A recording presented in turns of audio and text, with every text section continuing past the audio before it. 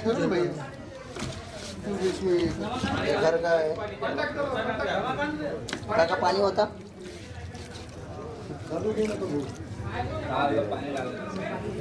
त्या सर्व भारतीयांचं उन्नती व्हावी, विकास व्हावी ही सद्भावना नेहमी आचार्य भगवंतांची असते. आणि या सद्भावनेतूनच आचार्य भगवंतांनी आपल्या भागामध्ये जे बेरोजगार युवक आहेत, बेरोजगार युवती आहेत, ज्यांच्या हाताला काम नाही आहे, अशा लोकांच्या हाताला काम मिळावं यासाठी भारतवर्षामध्ये अनेक ठिकाणी हातमाग प्रशिक्षण केंद्र सुरू केलेले आहेत. आणि त्याच्या माध्यमातून आज शेकडो लोकांना रोजगार मिळत आहे. आपल्या जवळच 7 किलोमीटर इथून अंतरिक्ष पार्श्वनाथ अतिशय क्षेत्र शिरपूर जैन हे क्षेत्र आहे. या क्षेत्रावर सुद्धा हे हातमाग प्रशिक्षण केंद्र सुरू झालेलं आहे. या हातमाग प्रशिक्षण केंद्राच्या त्या ठिकाणी तयार झालेले आहे. आपण हे गाव आपलं जवळ आहे शिरपूरच्या, तर असे कोण आपल्यामध्ये बेरोजगार युवक असतील ज्यांना रोजगाराची आवश्यकता आहे, तर नोकरी न शोधता, नोकर न बांधता स्वतः मालक बनायला शिकलं पाहिजे. आणि आपल्याला स्वावलंबी बनवण्यासाठी आपल्या सर्वांचं संपूर्ण परिवार सुखी संपन्न बनावा या हेतूनच शिरपूरला आचार्य भगवंतांनी हा मोठा प्रकल्प हातमाग प्रशिक्षण केंद्राचा सुरू केलेला आहे. त्याचा लाभ आपण आपल्या गावातील जे युवक असतील, युवती असतील, महिलांचं स्वतंत्र केंद्र आहे, पुरुषांचं स्वतंत्र केंद्र आहे, त्या ठिकाणी आपण लाभ घेऊ शकता. कधी येऊ शकता, प्रशिक्षण घेऊ शकता. प्रशिक्षण घेतल्यानंतर ते मशीन आपण आपल्या घरामध्ये आणून आपल्या घरामध्ये सुद्धा कापड आदी तयार करू शकता. त्याच्यासाठी लागणारे जे दोरा वगैरे आहे किंवा तयार झाले जे दोरा वगैरे आम्ही देऊ, त्याचबरोबर तुमचा तयार झालेला कपडासुद्धा आम्ही घेऊ. अशा पद्धतीनं गावामध्ये, आणि हे केवळ जैन समाजासाठी नाही, जे सात्विक आहेत, आमच्या आचार्य भगवंतांची इच्छा एवढीच आहे, फक्त तुम्ही शाकाहारी बनलं पाहिजे आणि व्यसनमुक्त राहिलं पाहिजे. जे जे शाकाहारी आहेत, व्यसनमुक्त आहेत, अशा सगळ्या लोकांना, जे लोक असतील बेरोजगार लोक असतील, त्या सगळ्यांना आपण रोजगार देण्याचा प्रयत्न करीत आहोत. त्यासाठी या देशामध्ये एक वातावरण, चांगल्या पद्धतीचं देशहिताचं वातावरण, देशाच्या दृष्टिकोनातून प्रत्येकाच्या मनामध्ये स्वाभिमान यावा अशा पद्धतीचे विचार रुजवण्याचा प्रयत्न आचार्य भगवंतांनी आत्तापर्यंत केलेला आहे.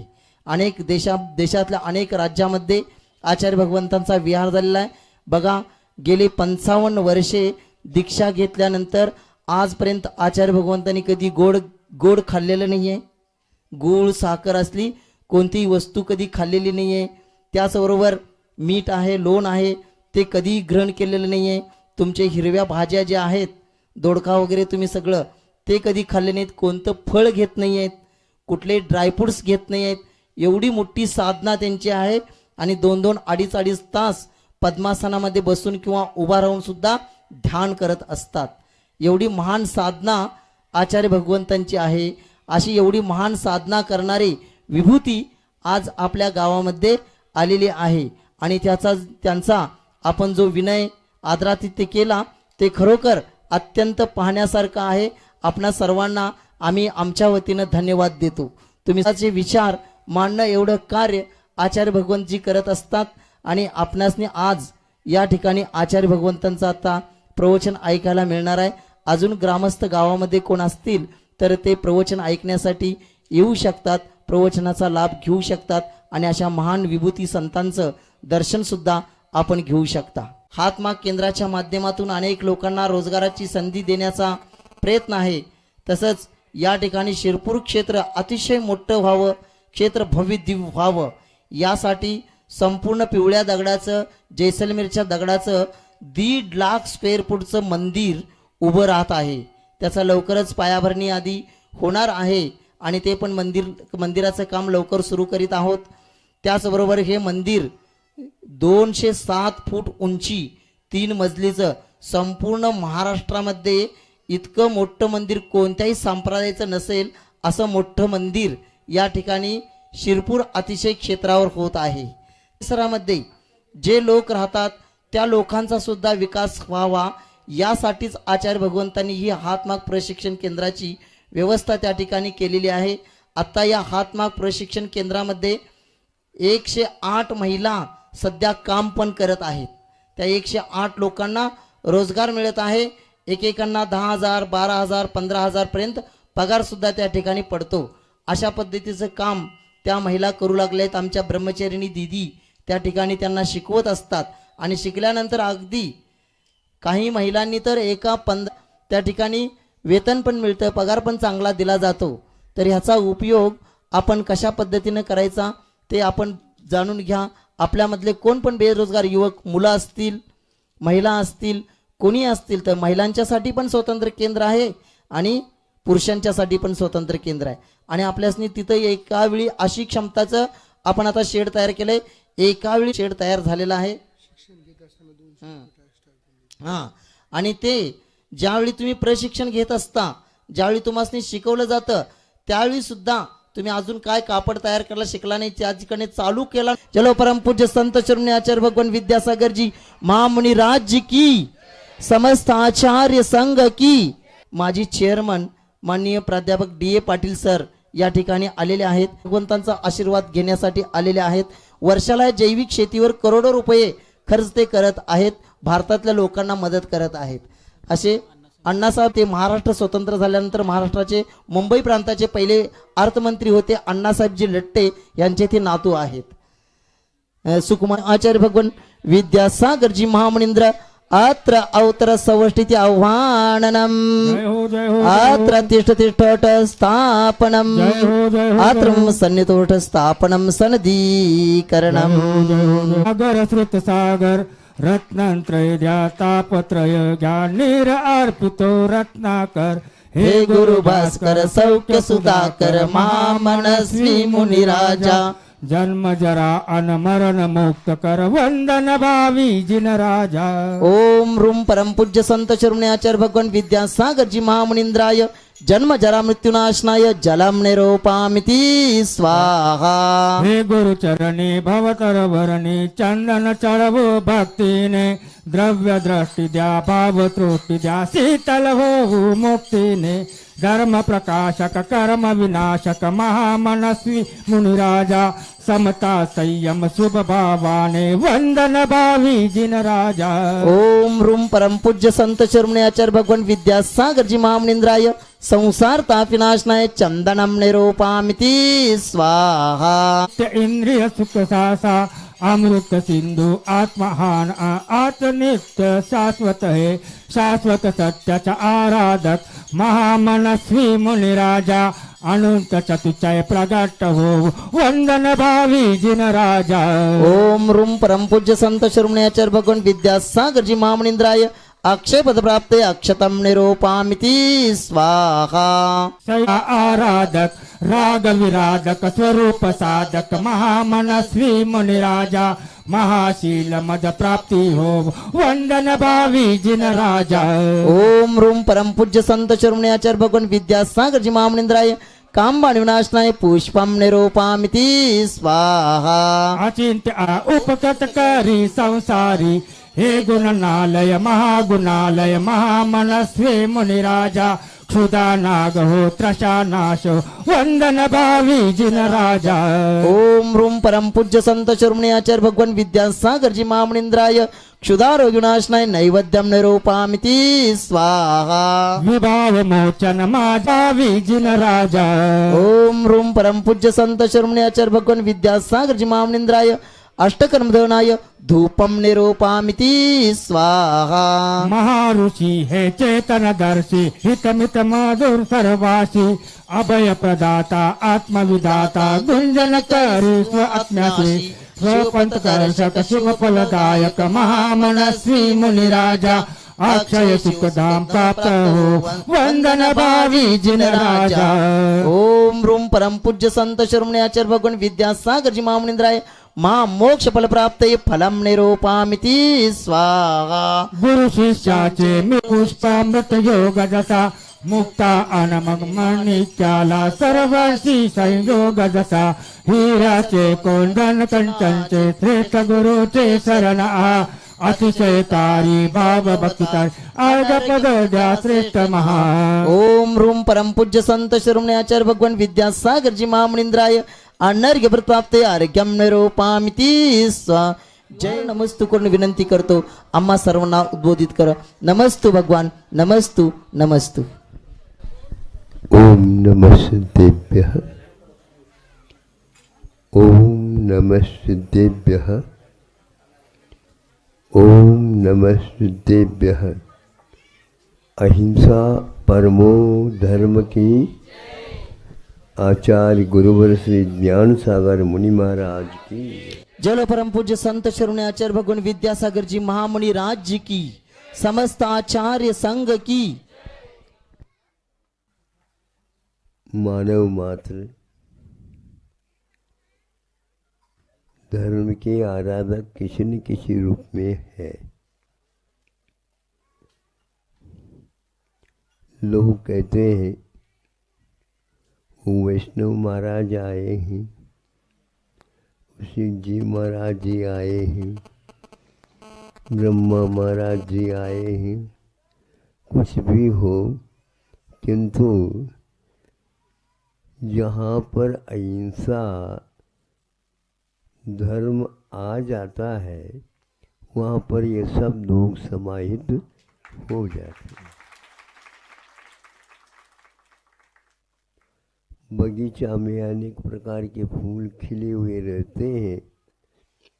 अपने अपने सुगंधी वे दूर दूर तक बांटते रहते हैं. तो कोई ये नहीं कहता है यह फूल सुवासित हो रहा है, ये फूल सुवासित हो रहा है. यह बगीचा महक रहा है. आगे के गांव में पहुंच जाती है, वो भी लोग कहते हैं यह हमारी नदी है, इसके कारण हम जीवित हैं. इस प्रकार आगे आगे पूछते जाओ तो वैसा ही सुनने में आता, पीछे पीछे जाओ तो भी सुनने में आता है. धरती कहती है ये हमारी बेटी है. अब आप बताओ, आप अपने बेटे को दूसरे की मान रहे हो? नहीं. यहाँ कोई भी भेदभाव के बिना मात्र दया धर्म दिखाते हुए करुणा के साथ प्यासा आया उसकी प्यास को बुझा देती है. बहुत संतप्त होकर के आया, गर्मी बहुत बड़ी है, स्नान कर लेता है, शांति पा जाता है.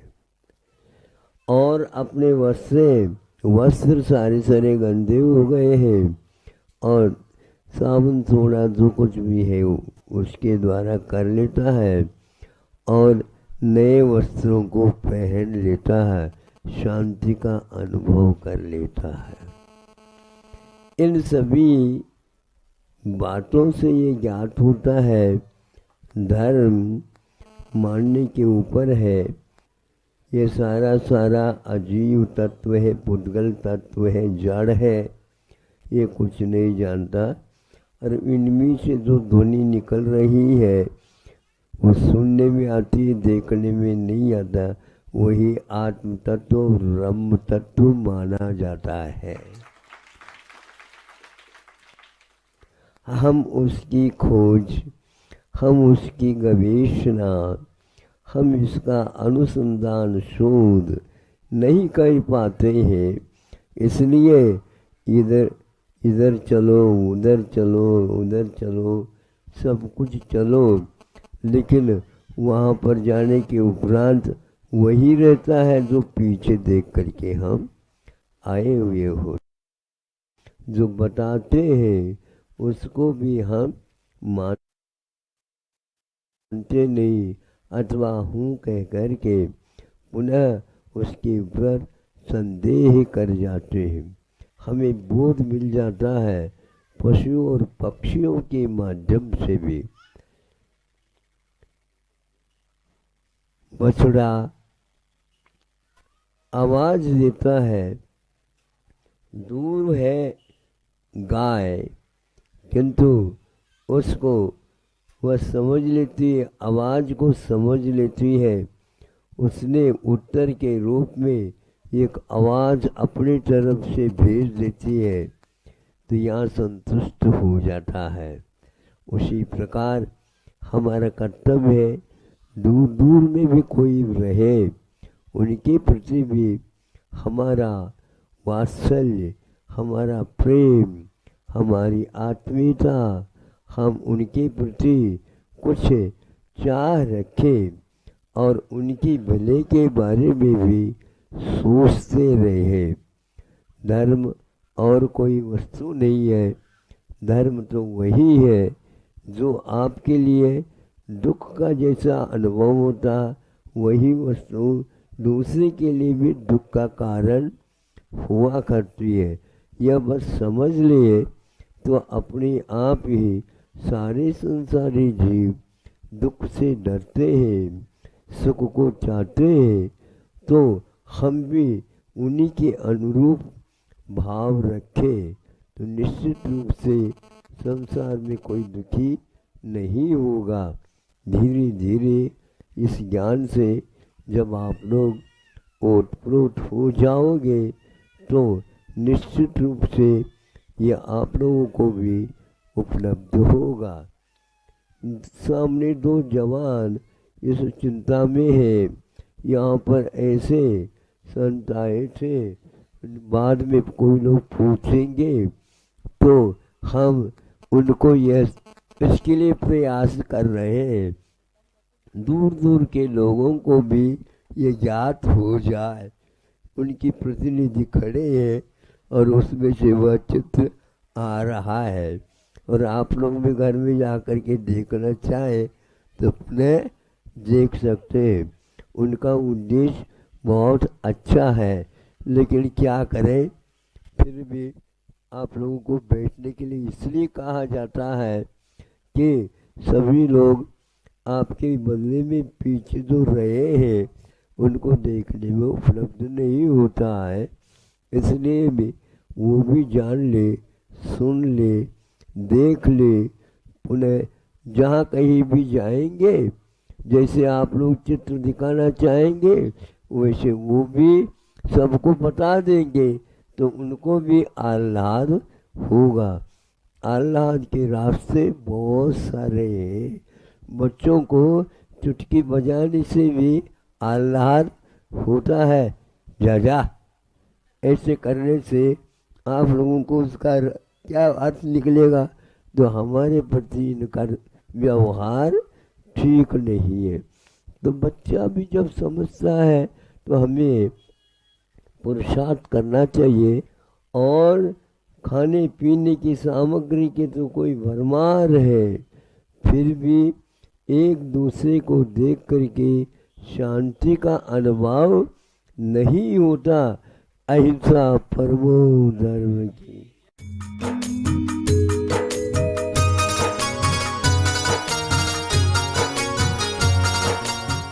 चार गुरुवर श्री ज्ञान सागर मुनि महाराज की जय।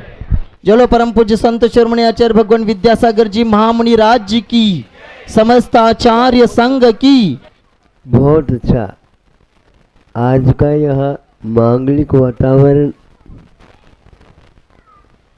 आप लोगों से एक प्रकार से रास्ते पर ही गांव है, और हम देखते आ रहे हैं चारों तरफ ही मंगल वातावरण छाया हुआ है। यही एकमात्र मंगल वातावरण है, ऐसा है ही नहीं। जिधर देखो उधर खेतों में फसल खड़ी है, और मुख्य एक फसल है जो लौकिक और पारलौकिक मांगलिक वातावरण तैयार करने के लिए, इसको क्या बोलते, हल्दी, हळद, अरिशिण, कर्नाटक अरिशिण ಅನ್ನುತ್ತಾರೆ। हल्दी, यह मांगलिक है, जिस किसी को मांगलिक कार्य के लिए आप लोग भेजने के लिए जाते हैं उस स्थान तक, और वहाँ पर उनको गाड़ी में बिठा करके ये मांगलिक अक्षत के साथ हल्दी का प्रयोग करते हैं। संतों ने कहा है कुछ भी ना हो, किंतु ये हल्दी जो पीठ लेशा मानी जाती है, जो आंतरिक प्रसन्नता और आंतरिक मांगलिक वैभव सबको उपलब्ध हो, ये भाव उसमें अंतर्निहित रहते हैं, जो सदृष्टि के प्रतीक माने जाते हैं। जिसे सदृष्टि उपलब्ध नहीं है उसके लिए भी ये भाव होना अनिवार्य होता है। माँ जब बच्चे को दूध पिलाती है, पिलाना तो बाद में है, उससे पहले वहाँ ऐसे संबोधन करती है, बाल ये क्या मतलब है, एक ही जल्दी जल्दी आओ, जल्दी जल्दी आओ, आ रहा हूँ कहता है वो, नहीं नहीं जल्दी आओ। हाँ, और जब कभी भी उस बच्चे को खांसी हो जाए, जुकाम हो जाए, तो ये हल्दी उसमें दूध में डाल करके, सही है ना, हाँ बराबर आए, उसमें डाल करके और थोड़ा सा मीठा डाल करके गरम गरम उसे पीने के लिए दिया जाता है। इससे उसकी खांसी ठीक हो और इधर दूध भी चला जाए। हाँ, और वह पी ले, इसलिए प्रसन्नता की कुछ बातें उसे कर दी जाती है। इस प्रकार ये हल्दी की खेती करने वालों के कौन सी लेशा है देखो तो, दुनिया में भी एक प्रकार से मुहूर्त के लिए हल्दी चाहिए, खांसी को दूर करने के लिए हल्दी चाहिए, प्रवास करने के लिए जाते हैं तो उसके लिए हल्दी दिखाए जाते हैं, शादी ब्याह इत्यादि में सब में डालते हैं, और यह कई रोगों को दूर करने के लिए कारण है। विदेशों में हजारों रुपए दे करके हल्दी की टिकिया खरीदते हैं आज, इसलिए यहाँ से हल्दी वहाँ तक पहुँचती है। ऐसे देशों ने यहाँ की हल्दी को पेटेंट करने के लिए सोचा, किंतु वह कार्य नहीं हुआ। भारत ने सोचा कि नहीं, यह एकमात्र मांगलिक वस्तु है, इसको आप लोग इस ढंग से नहीं कर सकते हैं। हाँ, हल्दी घाटी का युद्ध भी प्रसिद्ध है। हल्दी घाटी का युद्ध इसलिए प्रसिद्ध है कि जो व्यक्ति अतिरिक्त हर्ष में आ गए और यह लेशा उनकी छूट गई और नशे में वो नष्ट हो गए, ऐसी स्थिति में जिसकी हार हो गई थी वही पुनः जीत लेता है, और सोने वाले बात करते रहो। हाँ, इसलिए कि किसी भी प्रकार से जब कभी भी आप लोगों को अच्छे भाव पड़ने हैं, हल्दी को याद अवश्य करो। संतों ने कहा है हल्दी को कभी भी भूलो नहीं। सम्यक दर्शन की प्राप्ति करना चाहते हो, अच्छे कार्य करना चाहते हो, अच्छे भावों को जिस किसी व्यक्ति में डालना चाहते हो, हल्दी की सोबत में हमेशा रहा करो। इसी प्रकार यह कौन सा फूल है? फूल भी तो हल्दी है। झंडू झंडू, हाँ, गेंद के समान है। गेंदा कहते हैं इसको, गेंदा ही कहते हैं। हाँ, तो ऐसे ये आंगन में है। इसके अलावा जब कभी भी लोग आते हैं तो आंगन में किसी हल्दी इत्यादि का रंगीन प्रयोग कर जाते हैं। ऐसा यह मंगल वातावरण जहाँ देखो वहाँ मिलता है। आप लोग अवश्य हल्दी को याद रखेंगे परिणामों के अपेक्षा। अहिंसा परमो धर्म की।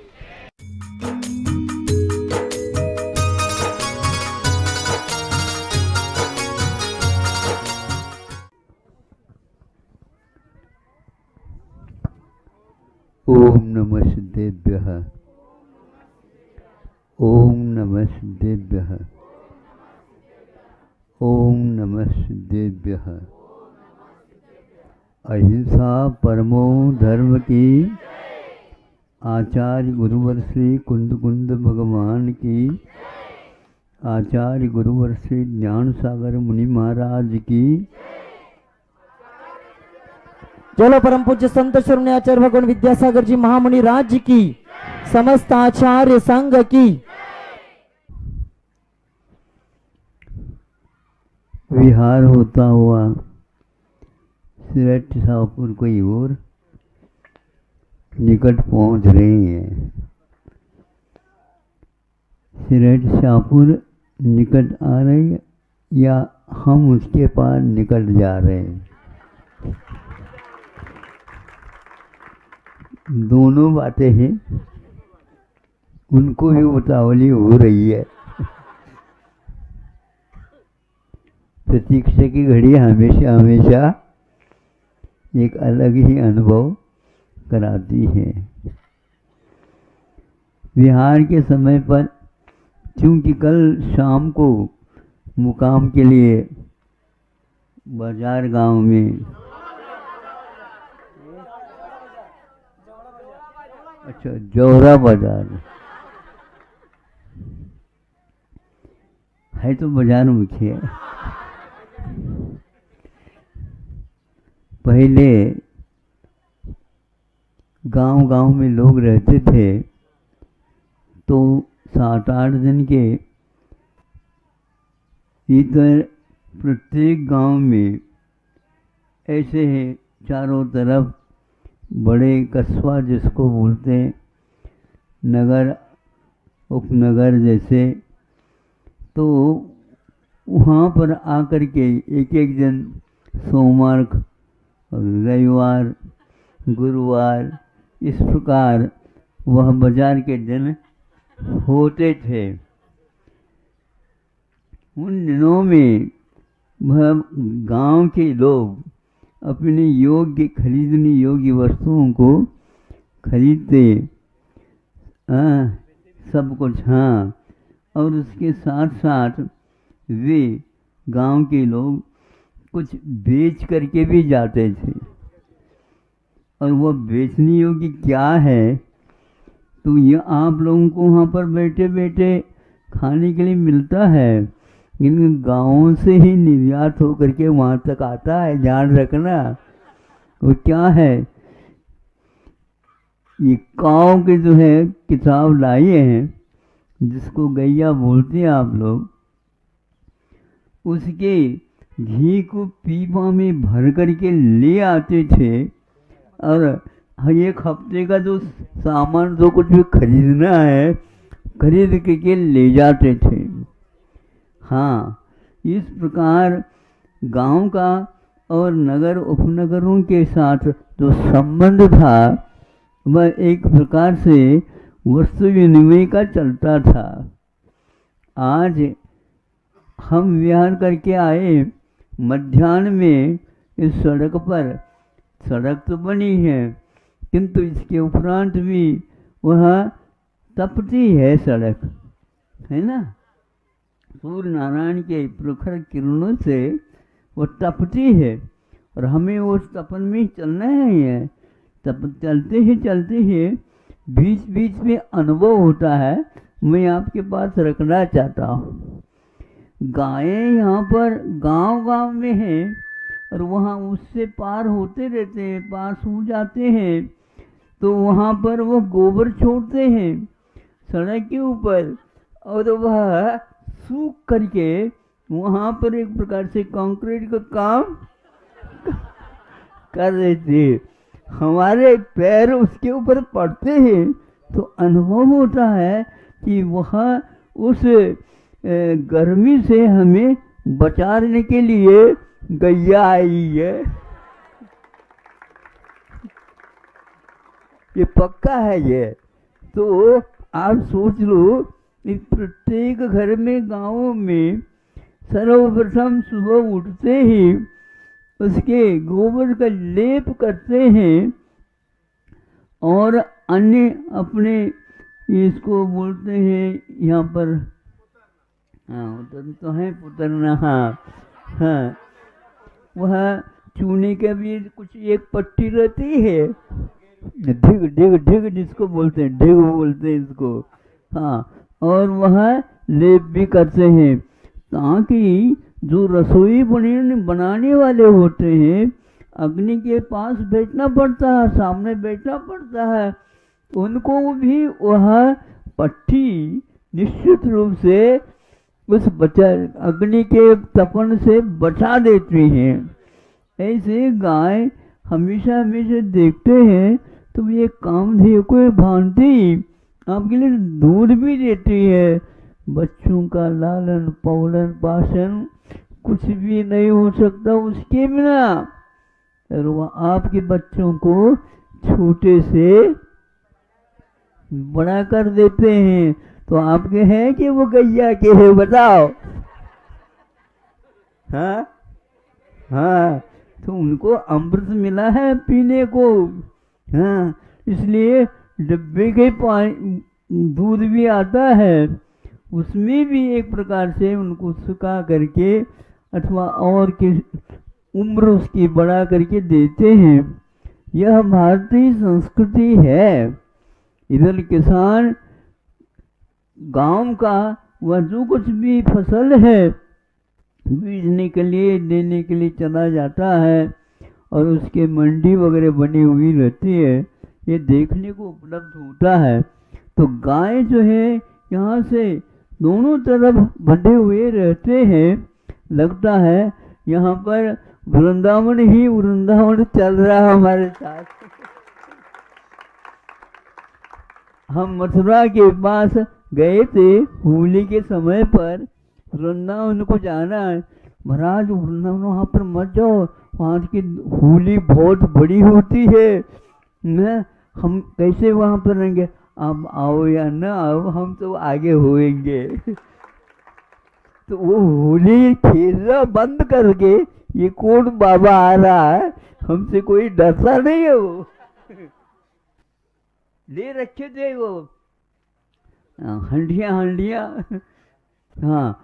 तो ये एक भारतीय नीति है या संस्कृति है कि ये खेल में भी और अनेक प्रकार के व्यवहार करने के भी ले जाते हैं। तो उनका खेतीपन का अंश और गायों के पालन का प्रभाव और दूध इत्यादि के भी प्रभाव, और ये जो गोबर है वह भी वैज्ञानिकों ने ये सिद्ध किया है कि उसके रेडियो क्या बोलते हैं आप लोग, हाँ रेडिएशन, हाँ, तो उसका प्रभाव भी कम कर देता है या बंद कर देता है। ये गोबर के पास अपनी शक्ति है, आप लोग समझ नहीं रहे, इसलिए आज उसके वध करने के लिए जो प्रयास किया जाता है, हालांकि कम होता जा रहा है, लेकिन इसके प्रति